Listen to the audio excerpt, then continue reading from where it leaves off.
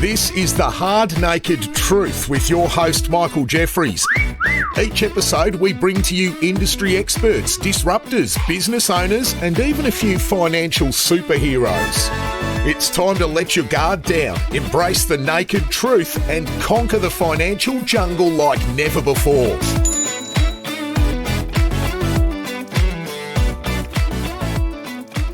Morgan Nelson, I'm joined here today on The Hard Naked Truth, founder of Dream Out Loud Institute and the Dreamfest. Started as a carpenter, had mixed success in relation to that. Went into, I think, network marketing and then entrepreneur. So tell me a bit about your backstory. Yeah, I don't know if you want the long story or the short one. Either or is fine. Let's start with the middle. It's a long story. Yeah, so long story is quite short. I did get started as a carpenter, yes, purely because in grade 12, I was only interested in parties and the girls. That's the only reason I stayed. I can't see anything wrong with that. Yeah, I was like, this is a very great time in my life. Yeah. And then what started happening was the teachers were putting pressure on us. What do you want to do when you get older? And all this. I'm like, I don't know. I'm 16 years old. I just want to have fun. I want to travel the world. And what they said to me was I remember they gave me this big book of all the careers, like choose your career. What do you want to do? So I went right to the back of the book and made the most money. And I said, I want to do this mechanical engineer. And they go, you're not smart enough to do that because you go study this. You're not going to do that. So pick something else. I said, okay, electrical engineer. That's what I want to do. Right? And they're like, see, this is what we're talking about. And I said, well, what the fuck should I do then? And they go, well, we recommend you don't do anything in reading, writing, journalism, or speaking. It's not your strong suit. Go do something with your hands. And now literally all I do is we're about to publish our first book next year. I have a global podcast. I speak all around the world and people pay me a lot of money to listen to me talk now. It's fascinating. But when I left there, I went and became a carpenter because I thought that's all that I could do. And went into that whole world and then just got sucked into that whole world that tradies, usually the stereotypical tradie, where it's alcoholic, drugs, depressed, toxic, fighting, all of these great, beautiful things. And it wasn't until I was about 21 years old and I really just got fed up with it. Every weekend was just, getting in fights on the weekend, drinking and partying. And it was just this cycle of going nowhere. And what I started to do was I'd come home and I remember getting on YouTube and just looking for different ways to make extra money. And all I knew what to do back then was build. So I was like, how do I build decks? How do I build all these different things so I can make extra money? And through that, I saw one of my friends just talking about making money online and doing these things. So I reached out to him and I said, what's this? What are you up to? You're making money online, you're in real estate, you're pretty successful. Show me what you're doing. So he invites me down to this meeting, literally just around the corner from where we are right now. And it was a Wednesday night. It was in August. So it was kind of cold. And I just see this bunch of people coming out of a random freaking building on a Wednesday night. And I just thought it was so sus. And I messaged him from the outside. I said, I'm not coming inside. This looks like a cult. Yeah, what the fuck's going on? Yeah, I'm like, this is a cult. This is a scam. And he goes, remember, you're broke. Come inside. I was like, true point. Okay, you're right there. So I go inside and it was a network marketing opportunity, and I had no idea what it was at all. But what I saw was there's a lot of people just talking about products and how you can have your own business and do it online. You can share it with other people, and they get paid, and you get paid. And then there's these people there sharing their story and saying how they made over $1 million, and they were 28 or 29 years old or something. And I've never met any millionaire at that stage, and I never thought that was ever even possible for me or anything like this. So I left there that night, signing up. I jumped into network marketing, and I just committed to, because I just knew that everything I'm doing right now isn't working. This sucks. This isn't the life that I want to live. Yeah. And all of these guys, I don't know if it's the right way, but it's better than what I'm doing. Yeah. So I'm just gonna start learning the skills. So what's the skills I gotta learn? I gotta learn public speaking. I gotta learn how to do social media content, leadership, systems, how to actually show up myself. But it immersed me in the world of personal development. And I started to literally listen. This is how green I was to. I grew up in such a toxic environment, and I listened to a Jim Rohn CD, and he goes, you are the sum of the 5 people you surround yourself with. And I was like, holy shit, what do you mean? You're telling me that if I go find 5 successful people, I could become the 6th? And I was so green. I was like, this is mind blowing. And I even remember putting a Facebook post one day going, if you think positive thoughts, you'll have a positive life. And it was like a quote. I was like, oh my God, I never thought that I could create my own reality. Yeah. At all. And I remember getting attacked on social media for writing this stuff. And that's when I just started to really see the difference of people. That there's people that were broke and they were unhappy and they weren't getting the results they want in life. Then there were people that were extremely happy, extremely successful, living life on their own terms. Yeah. And if you're, in order to get that life, if you have to get some arrows in the back from these people, then I'm okay with that. My first year in business, I sucked. I went completely backwards. And in fact, everyone who told me I wasn't going to work for me, I almost proved them right. I nearly quit. But I remembered all the haters that were saying you couldn't do it, you're going to have no friends and all this shit. And because anyone who's been in network marketing, it's like, it's such a good breeding ground to develop tough skin. Yeah. It's like that. Lots of skills and stuff. Yeah. It's like, because you can just fail forward.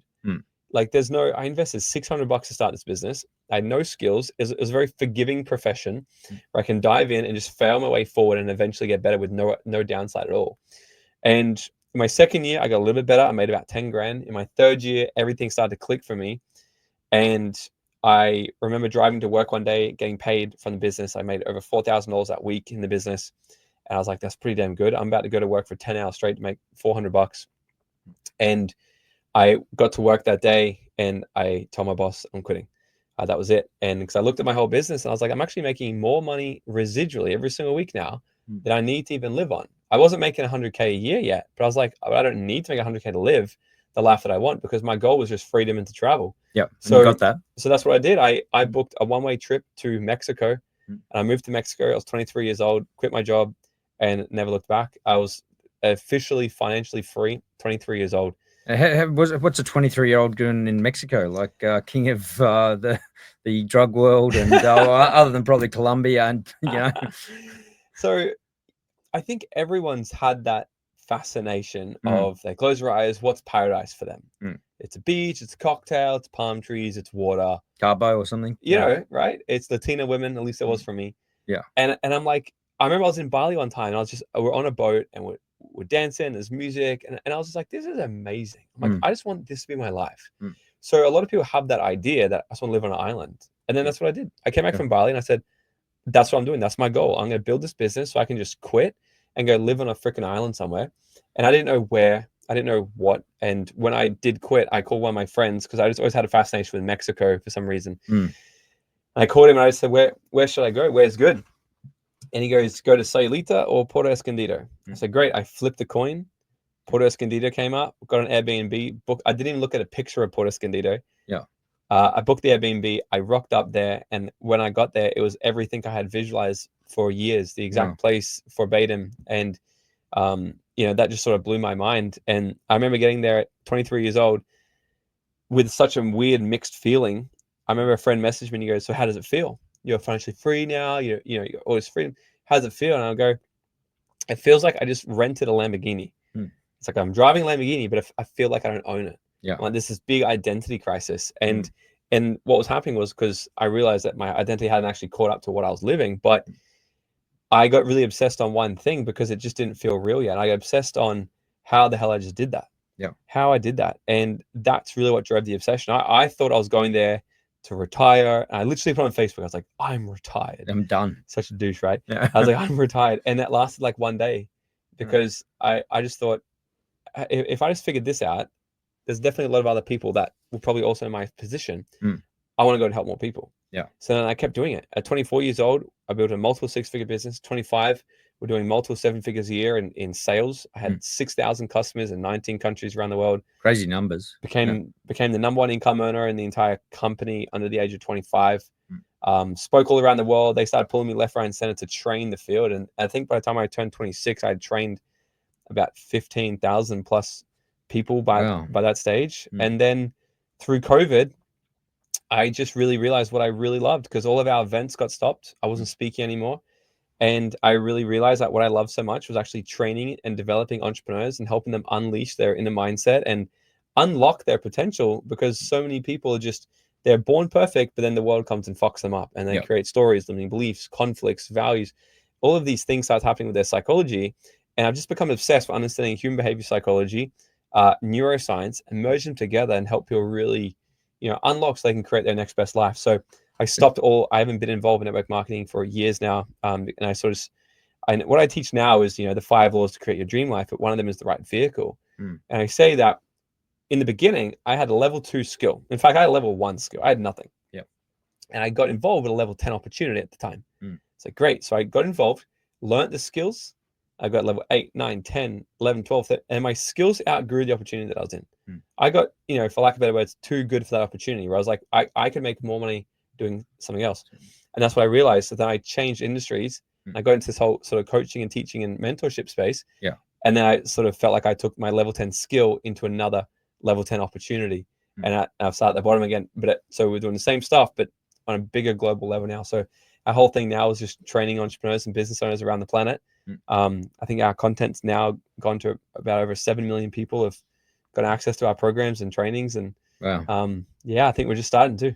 It's really interesting you talk about, you got told about you can't be a mechanical engineer, or I remember a career advisor in year 10 and back in Orange High School told me and that I couldn't be an accountant, or I wanted to be an accountant, lawyer and stuff. And I went home and my mum spoke to me about it, and she goes, she said that she probably should look at something else. Your grades won't be up to. And I went, I sat there and I went, fuck that. And I spoke recently at Somerset College, and they asked me to speak to the year 10 cohort. And I talked to them about the deputy principal got up just before me, and she said, it's really important today. Listen to this. We're offering accounting as a subject. Michael's going to talk about that. And subject choice is so important in relation to shaping your career and everything. And I started off and I said, look, I may not be invited back after this, but I think that's a lot of bullshit. And I go, who here knows what they want to do when they finish year 12? And you're getting asked right now in year 10 to choose subject choices to shape the rest of your life and everything. And, and there's probably 10 kids put their hand up, and I asked, and there was one, and there was only one out of 10 who actually showed and displayed to me verbally that exactly what she wanted and the passion she had for a particular career choice. And I said, what you need to do is go chase what you're passionate about and what you love. Like, people try and shape you and put you into roles and tell you can't do all this or can't do that. But if you go after what you want to go after, and it's amazing how that changed me. I think of myself as an entrepreneur now. Like, I own multiple businesses in different fields, but I always resonate back to that fact that I got told, and I own a national accounting brand. I got told that I couldn't be an accountant or lawyer. So I think, that story is just so many entrepreneurs have gone down that route as well. And I think to be an entrepreneur, it requires a bit of a rebel sort of attitude, a disruptor.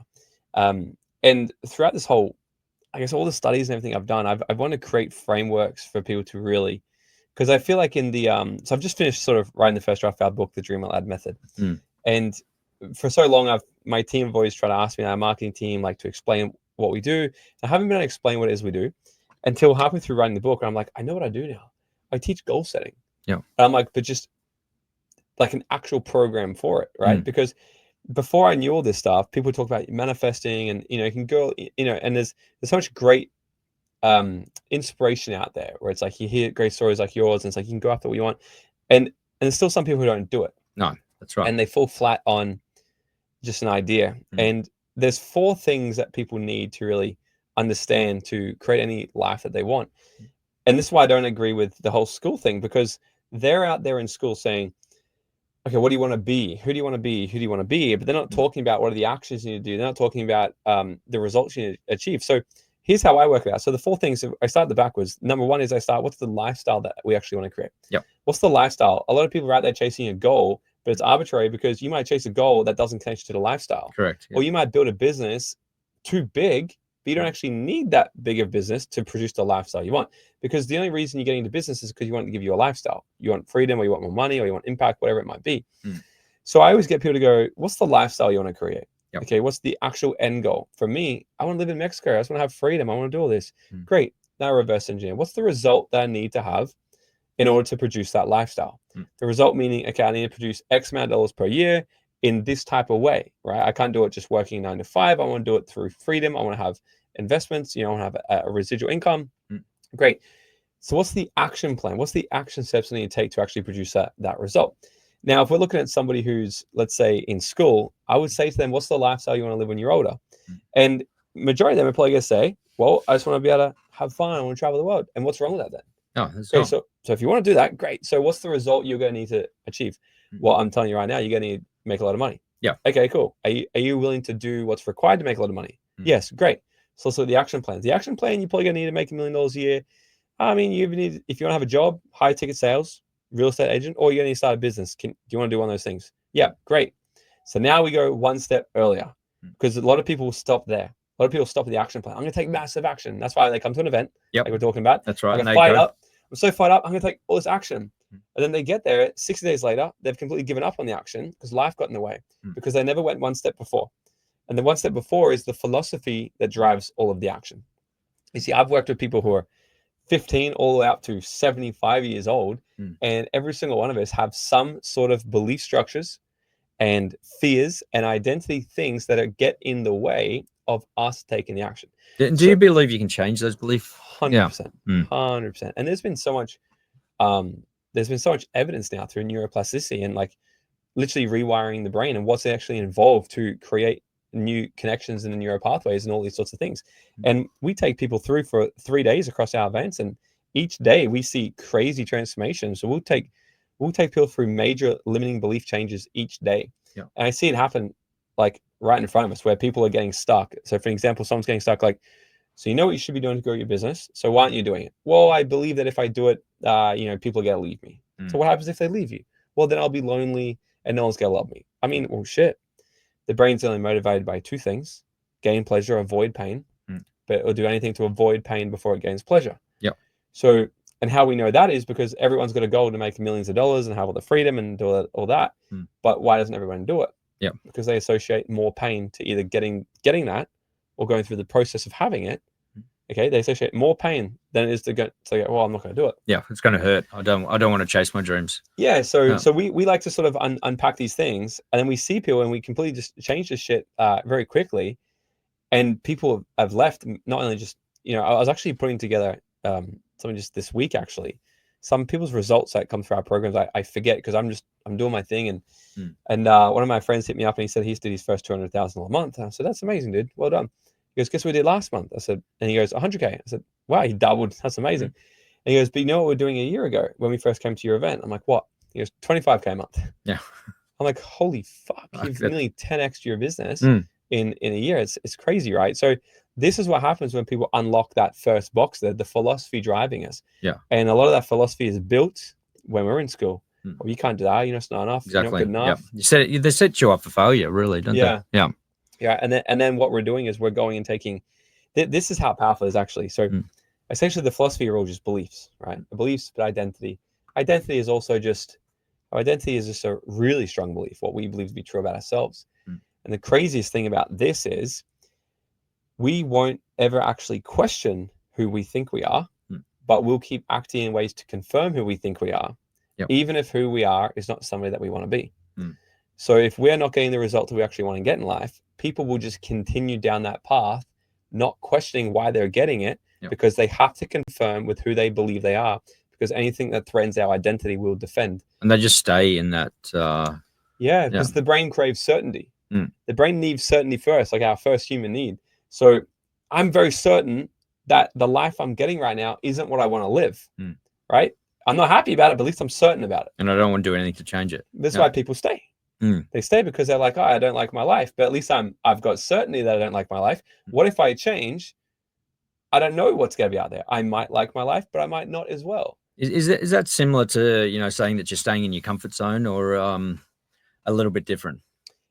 It's quite similar. So it's when I break this down, I show people, there's always like a penny drop. So I always like to map out for people. I'm like, what do you really want? And we design their whole dream life. I said, so how would you explain mediocrity? And they'll explain mediocrity. I said, which life do you live more often right now? And everyone's like, actually the mediocrity. I said, isn't that crazy? I said, do you enjoy it?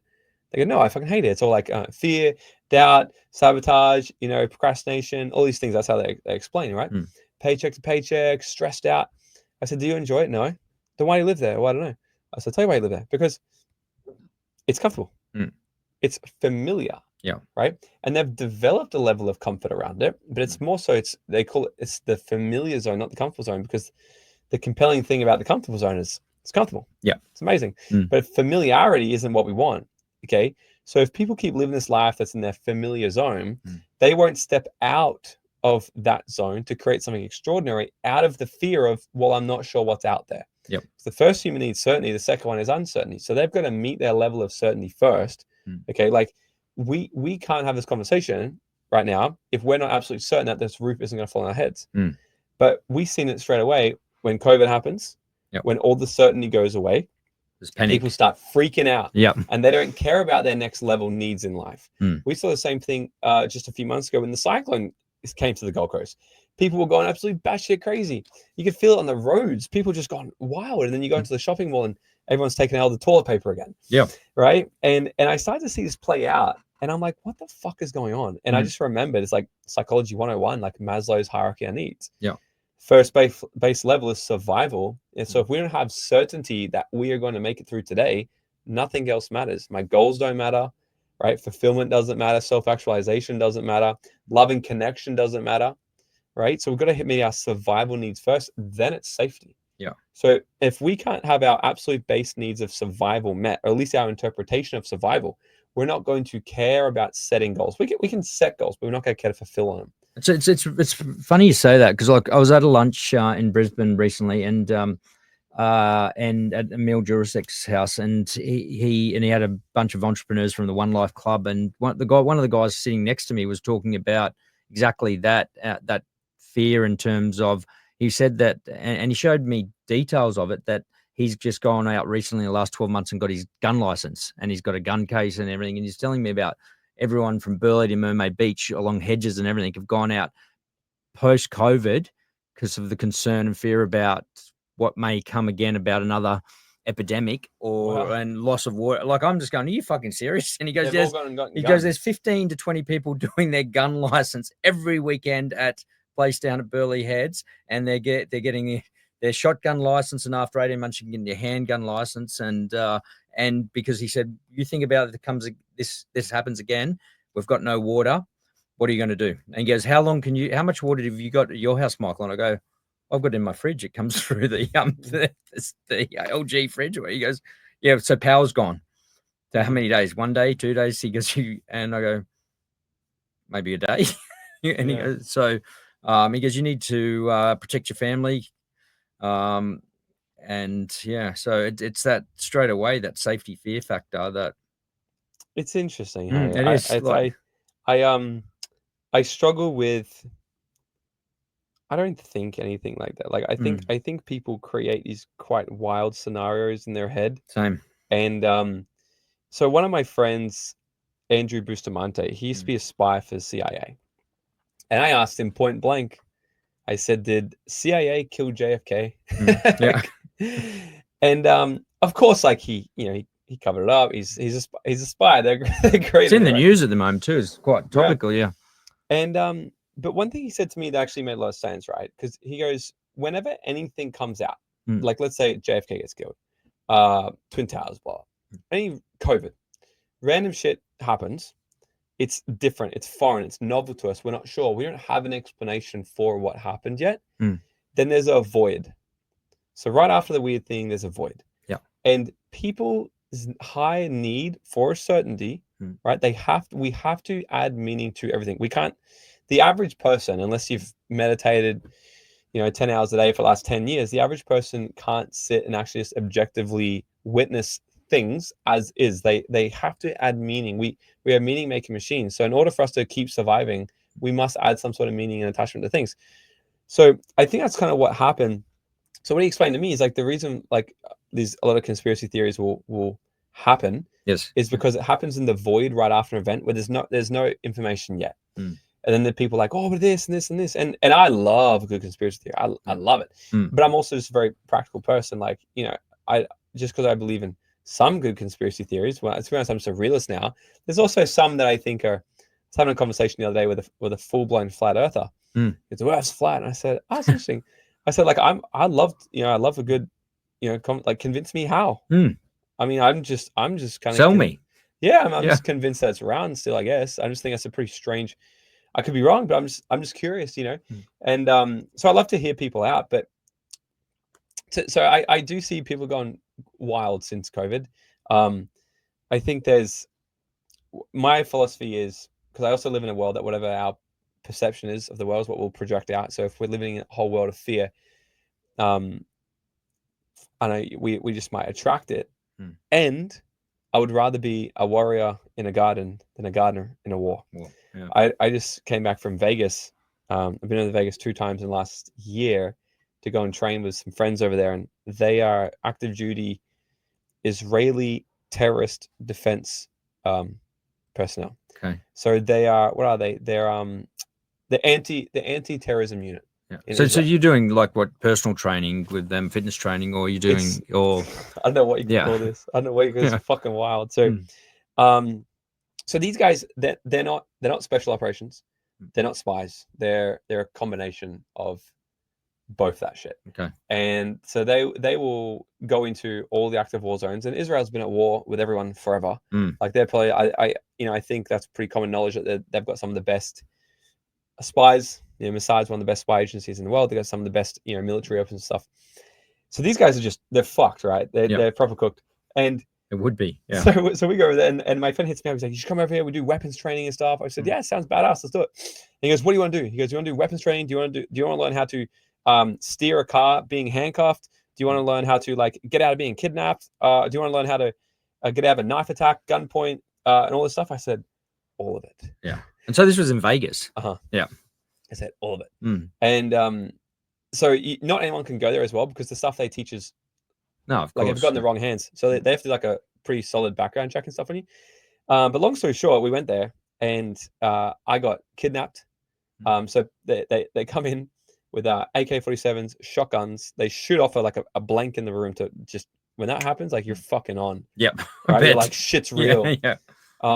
Kidnapped, bagged, handcuffed, beaten, threw in the fucking car, yelled at in Arabic and shit. And like your nervous system's just like, oh my god, this is wild. Were you shitting yourself, even though you knew that? Yeah, a little bit. But I guess you knew something kind of was going to happen. I was aware it's happening. Yeah. But also when they, they do some other fucked up shit prior, I'll tell you after recording. To your body's just like, you're on. But I skydive for fun. So, and I build a business. So my nervous system's pretty built for stress. So I just started practicing the same things I practice when I jump out of airplanes. So I was able to calm myself down and think clearly. Yes. So this whole thing, kidnapped me, blah blah blah, take us back to the room. What does get real is when they cattle prod you. Yeah. Like that shit gets real then, right? You're not a smart person anymore. You're like, fucking whatever. And then all this stuff happened, and then they waterboard you. I got waterboarded. All this crazy. How was stuff. that? Not as hard as I thought it was gonna be. Yeah. Pretty hectic though. Yeah. I think they kind of went a little bit light because, like, they don't want to fuck you up too much. But then he started whispering. They didn't want to kill you, obviously. No, they didn't want to kill you. But they started telling me how to survive waterboarding. So at that point, they sort of paused out for a second, timed out, and they're like, "Okay, so you're about to get waterboarded. We're gonna tell you how to actually survive through this." Okay, right? and that makes it a bit different because if it's real life and they start waterboarding me, then they're not going to say, "Hey, mate, we're going to tell you now." Exactly. Because what they do is they take you through the whole process, and like, so if you do get kidnapped, how do you survive essentially? So they teach you how to, 1, not get in a situation like that ever. But 2, if you're in that situation, how to survive through it, and 3, if you're about to get killed, how to get out of that as well. So we did all this stuff. They taught us how to get through waterboarding. They taught us a lot of psychological warfare, how to fuck with the hostage takers. Because there's so much in this, so I loved it all. And it's completely off topic of this is fun. No, it's fucking good. So we did this, and then after it, they showed us how to escape out of being handcuffed and tied up and all this stuff. And then essentially the whole thing is you escape out, you grab a gun, and then you kill them. Yeah. That all went for like nearly an hour. It was pretty hectic. So then we broke down the entire thing step by step and like, okay, how to make sure you don't get into this situation.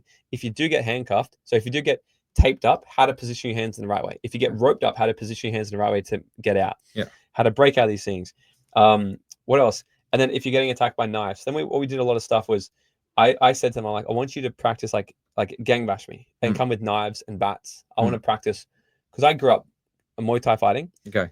But I wanted to learn. I'm like, how do you guys do it? So you can handle yourself. Yeah. I'm like, so if you get kidnapped and you're in the middle of fucking Syria and you get kidnapped by 4 ISIS people, what are you doing? And then so they teach you shit that's like, they call it what do they call it? Combat. I forget how they call it. It's not boxing. It's not martial arts. It's not Krav Maga. It's essentially it's like combat fighting. It's do whatever the fuck is possible to cause as much damage to that person as you possibly can. And it's like eye gouging. It's ripping pieces of their body off. It's breaking their windpipes. It's hectic shit all within 5 seconds. Yeah. So we went through all of that. Mm. So it's like, what do you do if someone attacks you with a knife? How to get out of this stuff? Fuck them up. So they would literally cry to their mum. All this crazy stuff. So I almost needed that. Like just sorry to jump in. I was in Vegas recently for the 10 times Grant Cardone's final ever 10x. Yep. We had VIP front seats, and before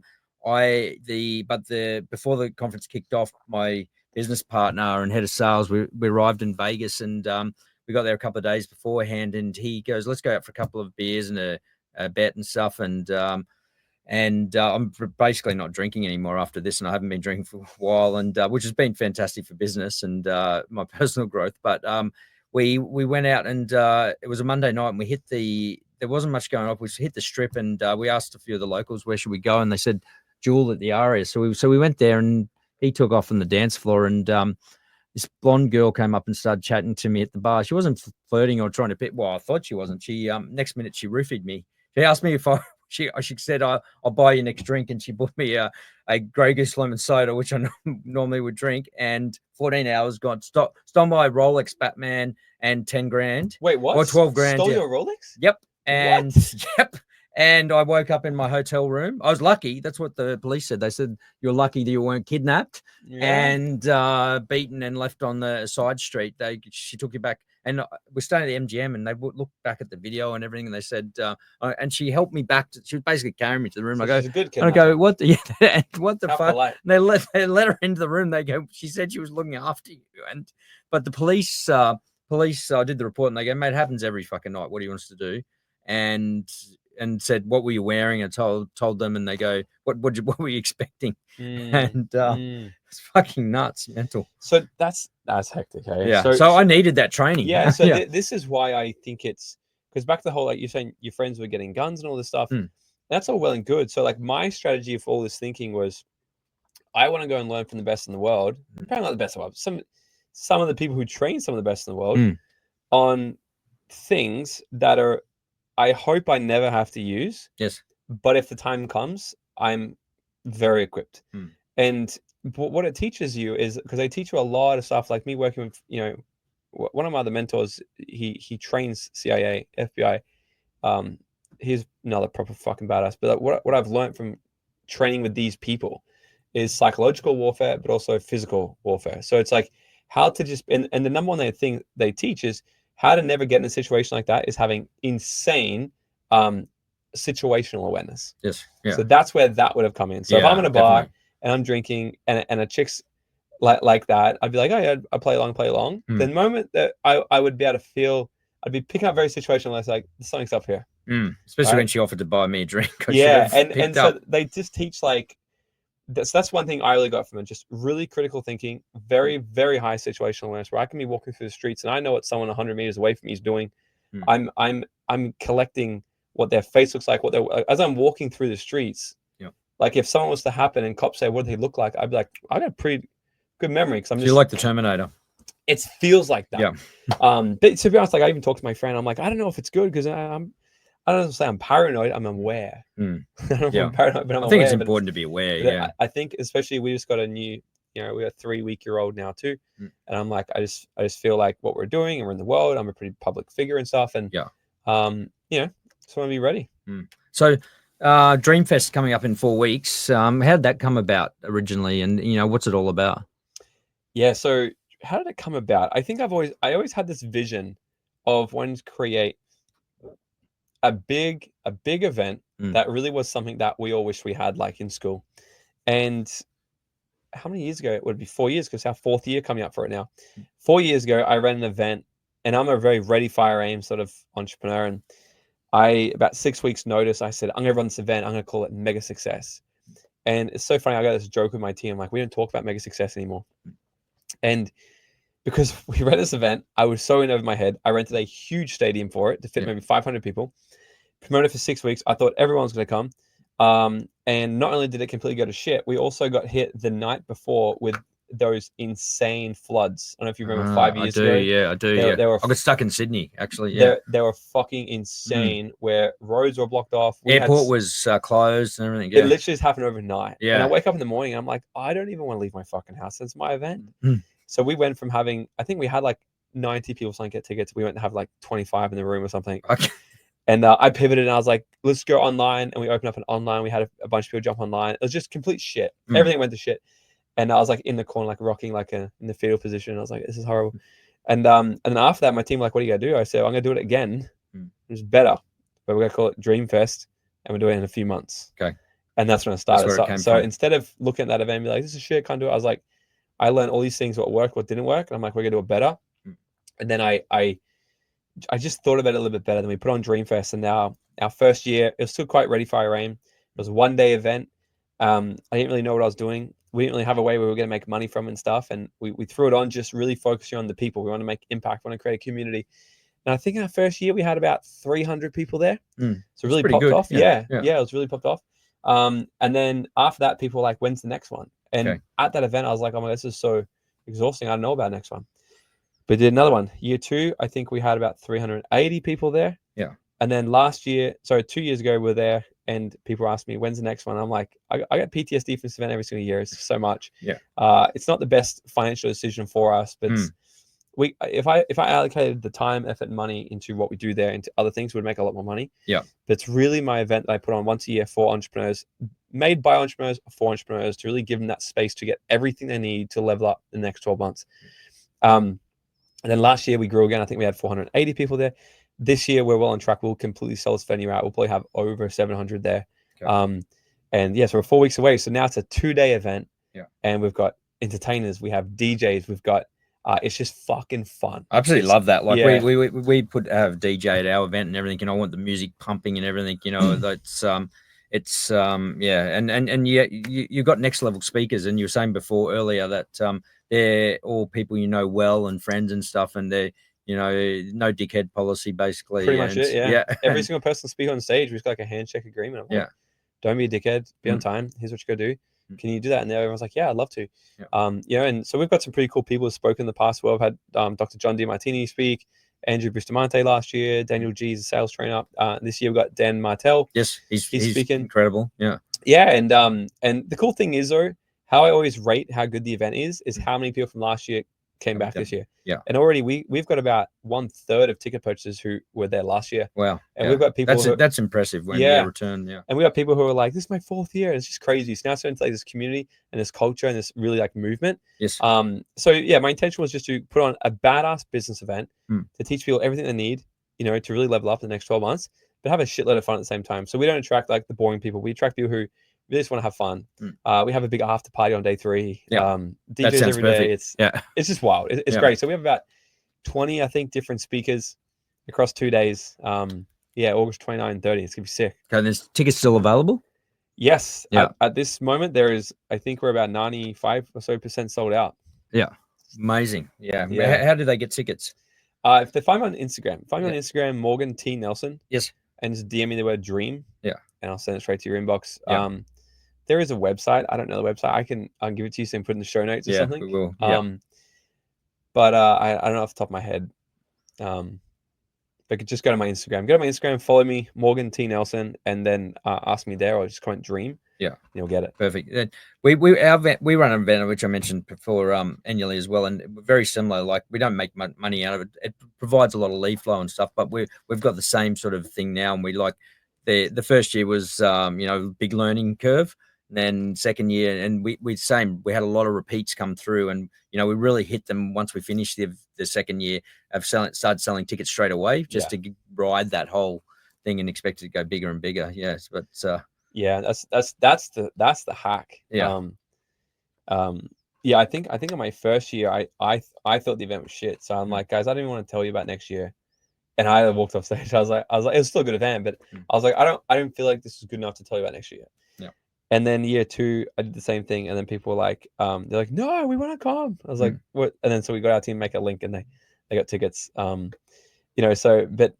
because I just want to make sure it's there's a lot of people that do events and stuff like that, and they kind of just bait and switch and big money grabs and stuff like that. And I just want to make something that's good. Yeah, fantastic. That's awesome. And your coaching programs and stuff you're talking about earlier, how do you deliver those? Are they in person? Are they online? Or Yeah, so most of our stuff is in person. yeah, I believe that's where the biggest breakthroughs happen. biggest bang for buck sort of thing. Yeah, Yeah, and I think with AI as well, everyone's like AI, but I think with the amount of UGC content out there right now and AI, people are probably going to see a need to come back in person quite soon. Definitely. Yeah. But most of our stuff's all in person. We run events all around Australia, mostly here on the Gold Coast for our like immersive events. But then we do have some other programs online as well. But I really just when I sort of built this whole thing out, I just looked at when I was creating programs, like what's been some of the biggest pivotal things that changed my life. And I had to start with creating my Dream Out Loud method. That's our signature programs, like our 3-day life transformational things where we rewire people's identities, belief systems. They shed trauma. It's wild. The result. That's why like people come there and they'll 10x their business next year. It's crazy shit. Do they get quite emotional? Like some people. Yeah, because like we're emotional beings. Like people try to bring this very logical head into business, and you need it. However, our body keeps the score. Yeah. And if people are holding on to traumas, and the biggest thing is just vibrationally. If we think like vibrationally, everything in this planet vibrates. Okay. And if we don't believe this, we got a newborn, 3 weeks old, and when he's screaming his fucking head off, what I've done is I've actually I got on my phone and I'll just type in OM, the OM. And it's and then what they've seen is the reason the monks and stuff do it is because that's meant to be a very neutral vibration in our body. And it's a healing, calming, love vibration. I put that thing on and I put it next to his head, and he goes from to within 20 seconds, and he's just calm. It's incredible. And I said to my partner, I said, if anyone says that vibrational healing doesn't work, like fucking put that next to a baby, man. Because it's crazy stuff. So, because what happens is, every single emotion will hold a vibrational score. Yeah. Shame and guilt are our lowest vibration. So if people are, holding on to shit from the past still, right? It stays in our body, in our nervous system, and they're going to vibrate at a crappy level. And this is why people keep attracting the same shit to them. Same shitty customers, same shitty clients, same shitty everything, okay? Somewhat magnetic. It is. Yeah. So, so some people do get emotional because they might just need to let that shit go. Sometimes people are holding on to guilt, shame, hurt, anger. Anger is one of the biggest ones. Like people hold on to blame and anger from the past because, well, he did that to me when I was 10 years old. Now I'm 50. I'm going to forget. We had a guy in the room once. He was in his late 50s, maybe even, maybe 60 or so. And, we did this exercise around money. So when we talk around money, like energetically, our money sort of line is connected to our father. Yeah. So if we've got like bullshit stories to our father, it's going to show up in money. Yeah. I forget exactly why. I just remember when I was doing like energy work a while ago, people were like so whenever we do money stuff, we'll always sort of bring up like, I guess, what are the stories and what emotion do you have towards your dad? Yes. Yeah. And I remember this guy, he's like, I fucking hate my dad. I said, okay, how long have you hated him for? He goes, forever. I said, well, you came out the womb and said, fuck you, dad? He said, no. He was a good dad until I was about 8. I said, okay, so you started hating him at 8. Yes. I said, what happened at 8? And he's like, he was a piece of shit. He wasn't there to pick me up from soccer, and I fucking hate him. And he was an alcoholic, and he beat the shit out of me and my mom, and it was a pretty horrific thing. And but then what happened was he held on to this vile anger from 8 years old to nearly 60.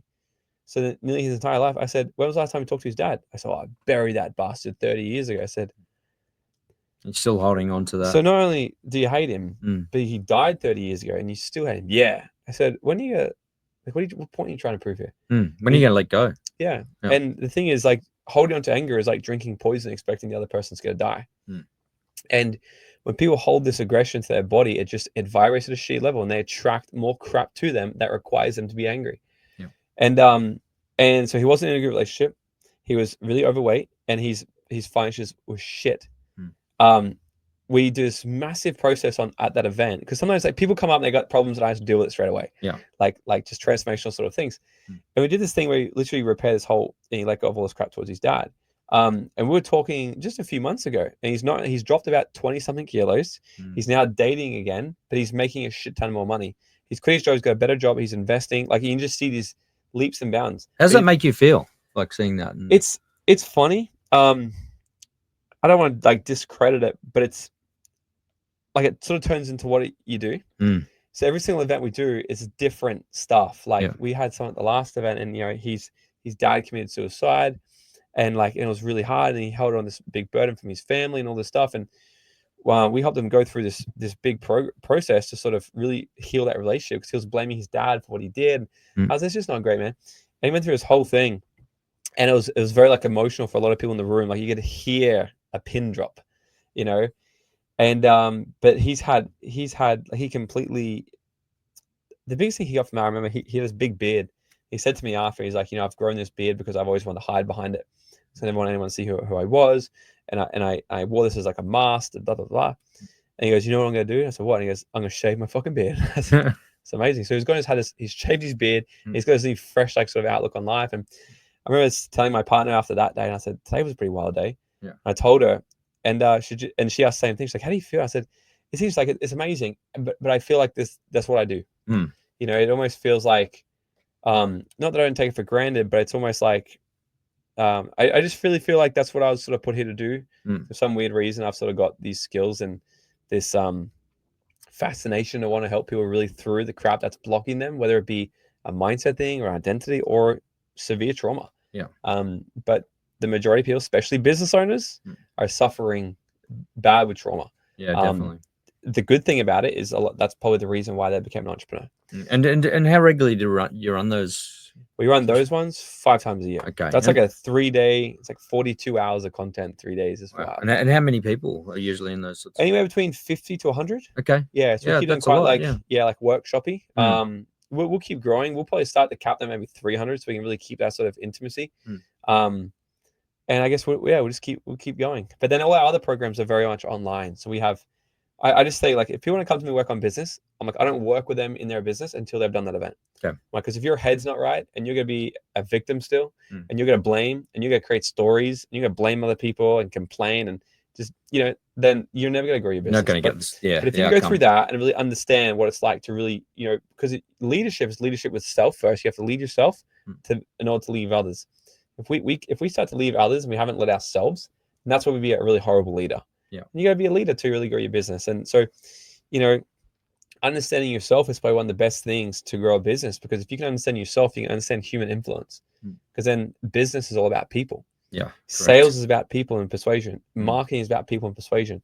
Operations and systems is about people and persuasion. Leadership is people's persuasions. And then empire building, they're my 5 pillars for scaling a business. Empire building is all about negotiation, people, and persuasion. So it all starts and ends with yourself. It does, yeah. I know people talk to me in my role in group CEO, and they say, "What do you do?" And I go, "Number one is people, internal and external people, amplification and marketing and strategy, and they're the 3 core focuses that I have on. But people is the most important. If I can get the most out of my people, then we're headed in the right direction and stuff." So. Yeah. I'm going to Dreamfest. I can't wait. Looking forward to it. You pumped me up even further now in relation to it, and I'd love to come and do the course as well too. I think so. It's come along. Yeah. We have one coming up actually in a couple of weeks. Yeah. It is cool. Like, people get a lot of you'll see when you get there. You'll even see some stuff like, this is good. Then you'll see some other people go through shit. You're like we have people that just heal in ways that they didn't know, or they just get stuff. It's like when people go. They always ask me, what's the event about? I'm like, well, it's like telling you what a strawberry tastes like. Exactly. You can't explain what a strawberry tastes like. You just eat the fucking strawberry, you get like it or you're not. Yeah, you either like the seeds or you don't as well. Yeah, so you'll enjoy it. Yeah, fantastic. Morgan, thanks for your time today. Really appreciate it. Thank you so much for having me on, and I can't wait to see you at Dreamfest. Yeah, bring. It's time to wrap up another episode of The Hard Naked Truth, where we've stripped down the business world and accounting industry like never before. Follow all of our socials and share and keep following this podcast. Remember, when it comes to running a business and protecting your assets, keep it hard, keep it naked, and keep it real. Stay naked, stay truthful, and keep winning.